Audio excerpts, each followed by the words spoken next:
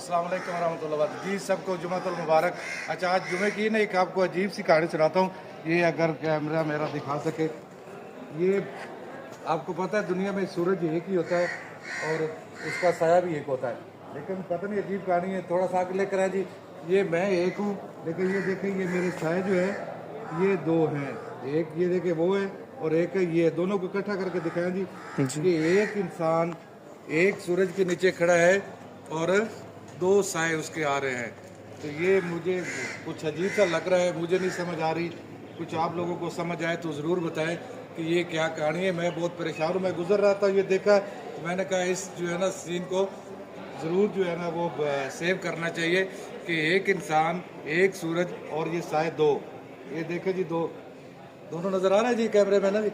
हाँ जी ठीक है जी। ये बताइएगा कि ये क्या चक्कर है, ये क्या सिस्टम है, मेरी तो कुछ समझ नहीं आ रहा। बहुत मेहरबानी, बहुत शुक्रिया। खुश रहे और खुशी बांटे। अल्लाह हाफिज़।